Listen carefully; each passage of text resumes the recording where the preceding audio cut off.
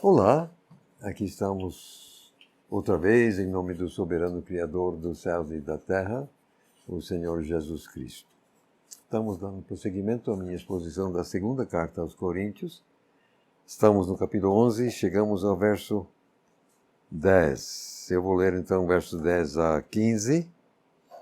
Ele agora vai falar de expor falsários. A verdade de Cristo está em mim. Este vangloriar não será silenciado em mim nas regiões da Caia. Por quê? Porque não vos amo? Deus o sabe.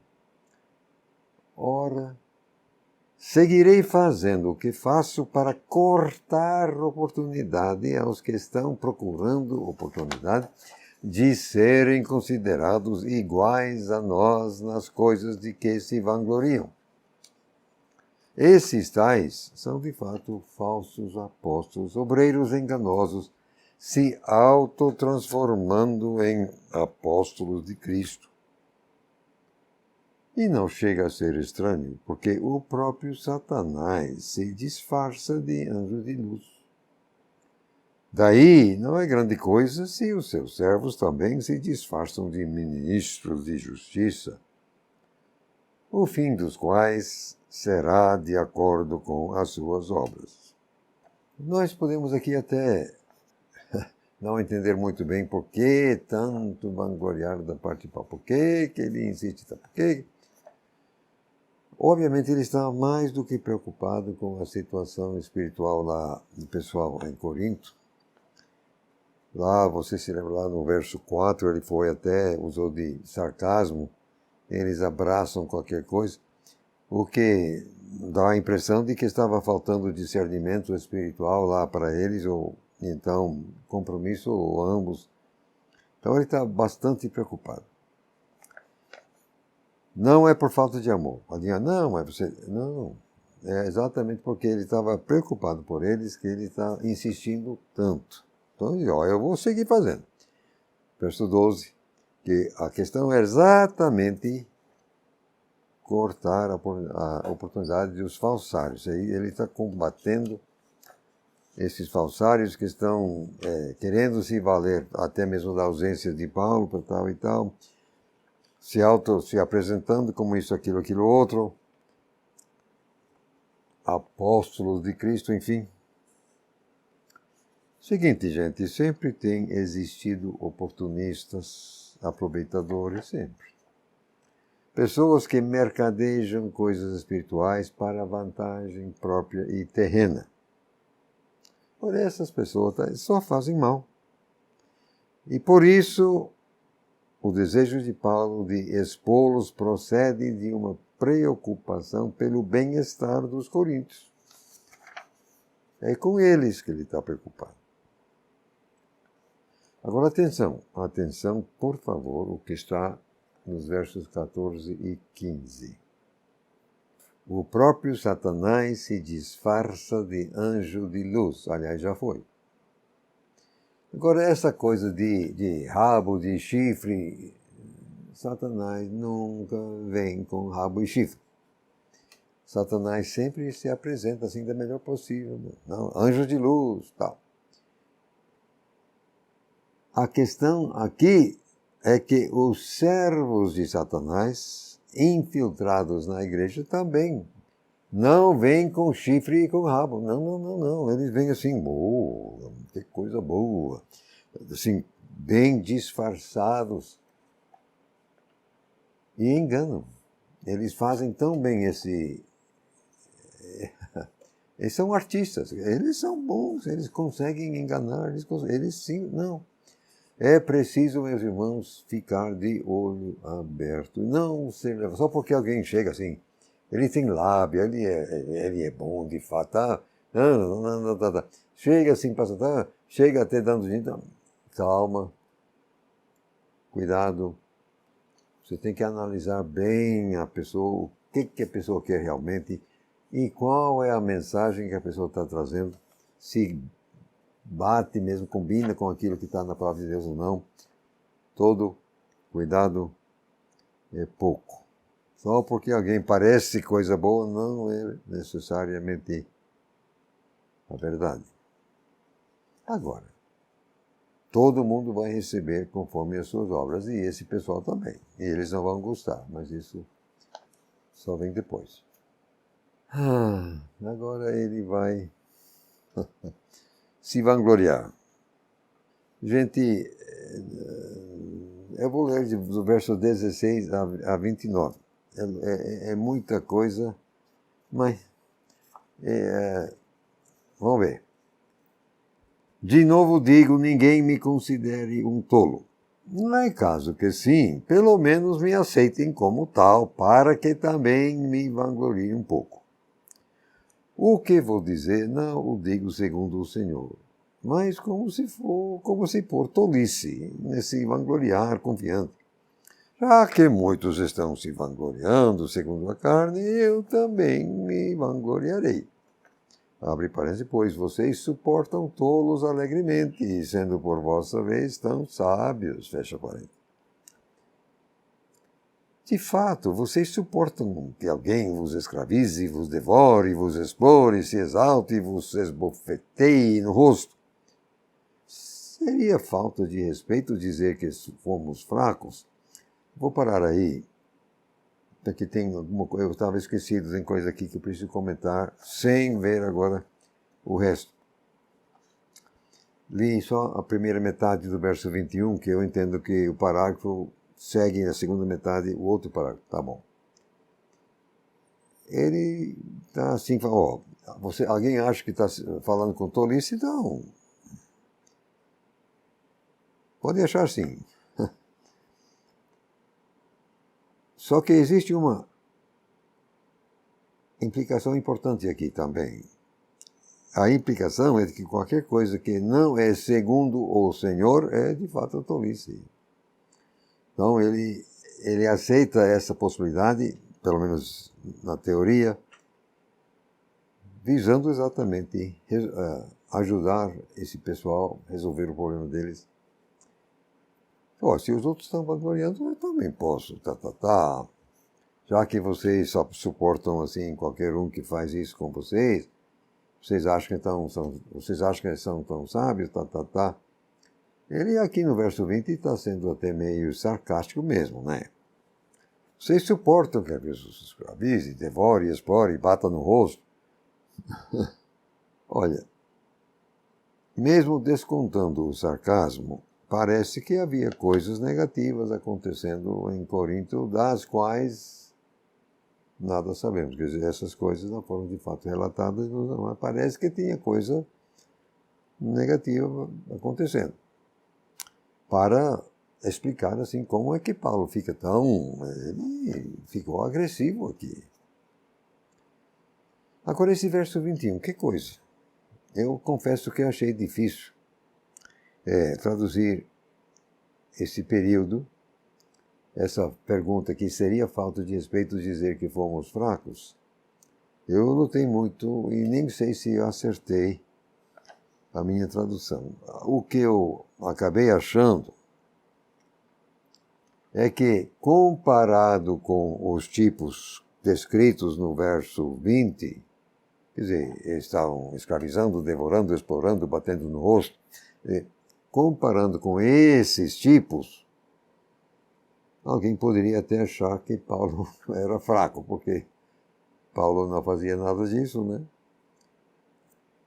Não, quem sabe? Alguém achava que ele era fraco, porque ele não fazia como esses outros faziam, não sei. Já disse, eu achei muito difícil traduzir esse período. Agora vamos para o seguinte. Vou ler agora a segunda metade, verso 21 até o verso 29. Em qualquer coisa que alguém possa ser usado, digo com insensatez, eu também sou ousado. São eles hebreus? Eu também. São israelitas? Eu também. São descendentes de Abraão? Eu também. São eles ministros de Cristo? Falo delirando, eu ainda mais.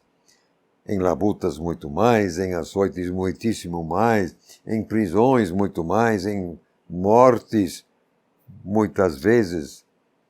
Agora, versos 24 e 5, ele vai descrever essas mortes.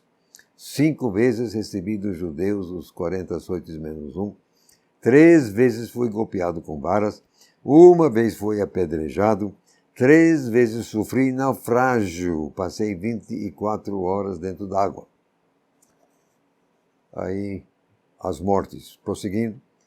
Em viagens frequentes, em perigos de rios, em perigos de assaltantes, em perigos de compatriotas, em perigos de gentios, em perigos na cidade, em perigos no ermo, em perigos no mar, em perigos de falsos irmãos, em labuta e fadiga, muitas vezes sem dormir, com fome e sede, tantas vezes sem comida, com frio e nudez. Sem falar em outras coisas, a minha inquietação diária, a minha preocupação com todas as congregações. Quem enfraquece, eu não fique sentido. Quem é levado a tropeçar, que eu não fique indignado. Agora, convenhamos. Aquilo que o próprio soberano Jesus, você se lembra? Saulo de Tarso, a caminho de Damasco, Jesus volta do céu para pescar Saulo. Então, quando Jesus aparece a Ananias, Ananias, você vai lá e você vai batizar, vai devolver assim a vista, Aí Ananias não gostou demais. Senhor, nós sabemos quanto mal que ele já fez contra a igreja, aí veio aqui com... Aí Jesus, vai. Eu vou mostrar o quanto que ele vai ter que sofrer por minha causa. Palavra de Jesus, falando com Ananias. Exatamente, por causa de tudo que Saulo de Tarso fez contra a igreja, ele agora vai pagar. Aqui pagou, meu. Olha, gente, isso aqui tá doido. Paulo pagou. Eu digo a quem quiser me ouvir que o mal que a gente pratica contra outros cá embaixo, normalmente nós temos que pagar aqui, porque no céu você não vai poder pagar mais. Eu tenho visto isso na minha própria experiência e na experiência de outros. Mal que eu fiz a alguém, o próprio Deus cobra de mim. Eu tenho que sofrer por causa daquilo que eu fiz outros. Isso aí eu acho ser uma verdade. O que eu penso, o que eu já vi. O que temos aqui realmente, no entanto, é o registro daquilo que Jesus falou a Ananias lá atrás. Que o homem sofreu, convenhamos. Labutas, açoites, mas quer dizer, não foi pouco não, velho. Não foi pouco. Prisões, mortes, obviamente esse tal de mortes, ele não morreu, obviamente, mas eram momentos em que ele poderia ter morrido. Aliás, quando ele foi apedrejado lá em Listra, você se lembra que ele foi arrastado para fora da cidade, que nem se fosse um animal morto. Quer dizer, o pessoal achava que ele estava morto. Então, ou ele morreu ou chegou perto. Porque aí ele levantou, coisa e tal. Deixa eu comentar, caso alguém não entenda esse tal negócio do 5 vezes recebi dos judeus os 40 açoites menos 1. Seguinte, é que em Deuteronômio 25 e verso 3, é proibido passar de 40 açoitadas. Proibido. Então, os judeus sempre paravam faltando uma batida, caso tivessem errado a contagem. Aliás, está certo, concordo. Então, é por isso que tem aqui 30 ou 40 açoites menos 1, quer dizer, 39. Era isso exatamente. Varas 3 vezes, uma delas foi em Filipos, isso foi registrado. Bom, ele ficou dentro da água 24 horas. Não foi isso, ele não foi num barco, não. Sofreu naufrágio. 3 vezes naufragado, mas uma das vezes ele ficou na água. Certamente tinha assim uma tábua, alguma coisa para ele agarrar, para não afundar. Porque 24 horas, convenhamos, não foi pouco não. Agora, viagem, perigos. perigos de todos os lados. Naquele tempo, o assaltante é que não faltava, enfim, perigos dos próprios falsos irmãos. Aí, minha gente, isso aí que é difícil. Os falsos irmãos. Eu poderia falar um pouco sobre isso, mas deixa para lá. Muitas vezes sem dormir, fome e sede, sem comida, frio, nudez, quer dizer, sem roupa adequada. Que coisa, gente.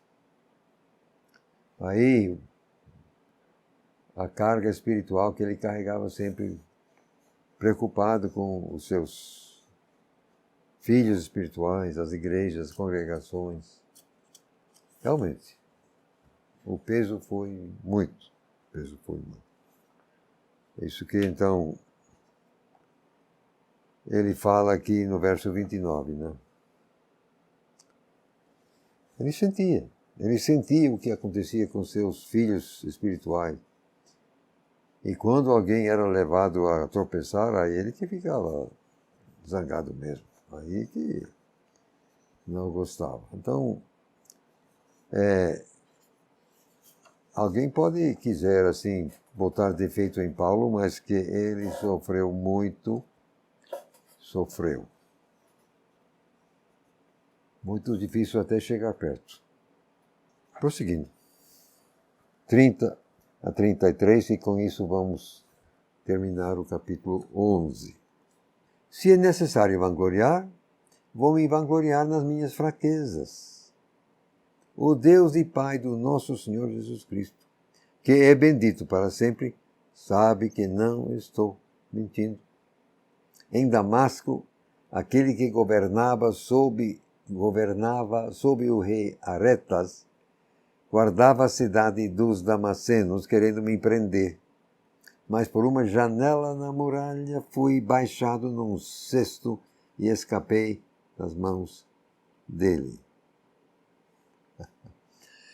Parece que aquilo, por algum motivo, Paulo achou que aquilo era humilhante.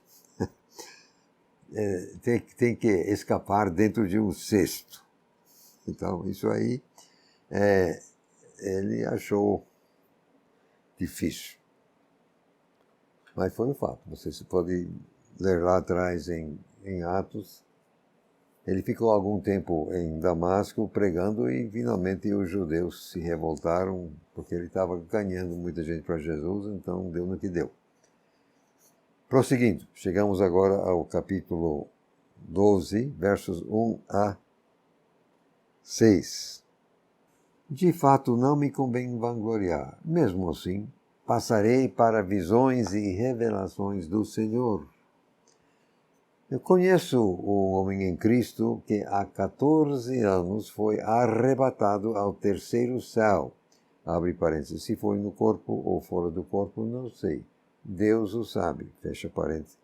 Sim, eu sei que esse homem, repetindo, se foi no corpo ou fora do corpo, não sei, Deus o sabe. Foi arrebatado até o paraíso e ouviu coisas indizíveis, coisas que um homem não é permitido falar.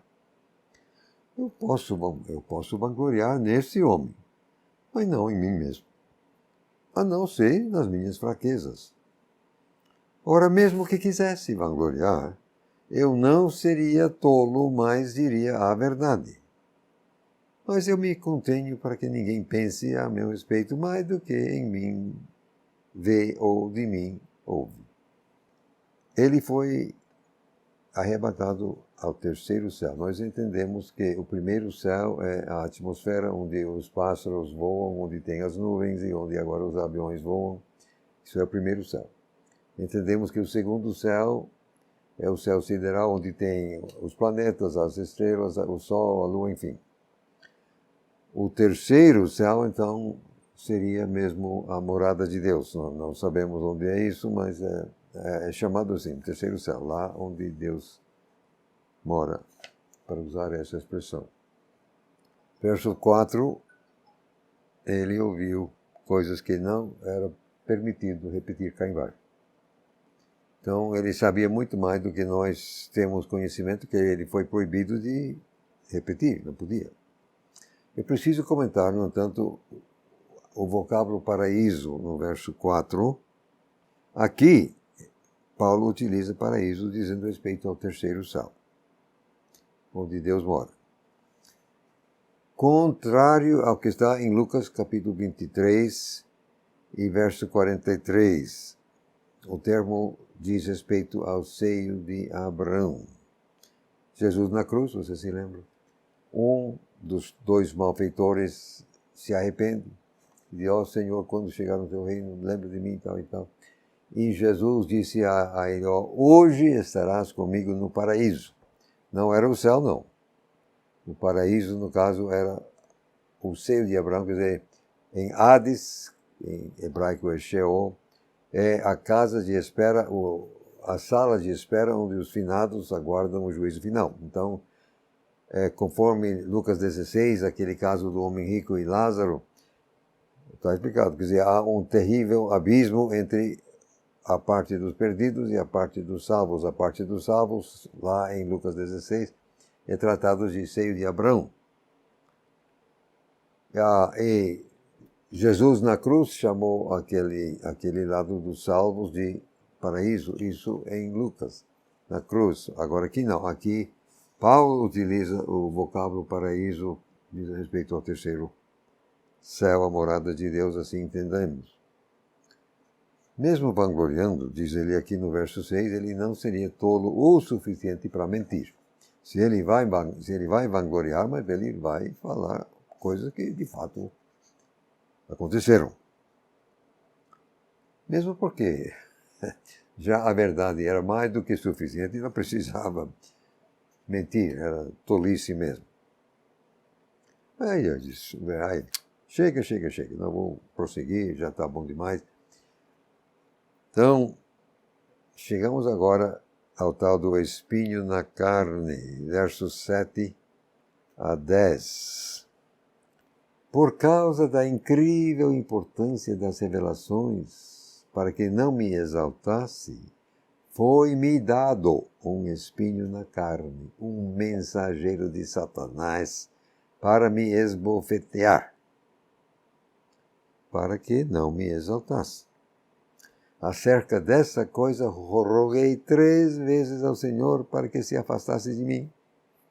Mas ele me disse, a minha graça é suficiente para ti, porque o meu poder se aperfeiçoa na fraqueza. Portanto, de muita boa vontade me vangloriarei nas minhas fraquezas, para que o poder de Cristo repouse sobre mim. Por isso sinto prazer em fraquezas, em insultos, em privações, em perseguições, em angústias, por causa de Cristo. Pois, quando sou fraco, é que sou forte. Como podemos constatar em outros lugares, Paulo sabia que ele estava escrevendo Bíblia. Ele diz abertamente, com todas as letras, que a verdade a respeito da igreja que Deus usou Paulo para expor era um segredo escondido aos santos do Antigo Testamento. Mas Deus escolheu Paulo para escrever isso e colocar para todo mundo entender o Novo Testamento. Então Paulo sabia que ele estava escrevendo Bíblia, estava escrevendo parte de um segundo cânon. Então ele fala das revelações, diz a incrível importância das revelações. Pode acreditar. Fora essa viagem ao céu, o terceiro céu. Fora isso, as revelações que ele estava recebendo, que estão então nas cartas que ele escreveu. Aí, você sabe o que acontece com a gente. Quando recebemos muitos privilégios e muitas bênçãos, então a tendência é a cabeça inflar. Eu digo que um dos momentos mais perigosos na nossa vida enquanto servo de Jesus é exatamente os momentos depois de uma grande vitória. Depois de uma grande vitória, nós temos a tendência a baixar a guarda, relaxar. Oh, glória a Deus, a gente baixa a guarda, aí vem a rasteira, o inimigo consegue nos atingir. o momento logo após uma vitória é perigoso. Então,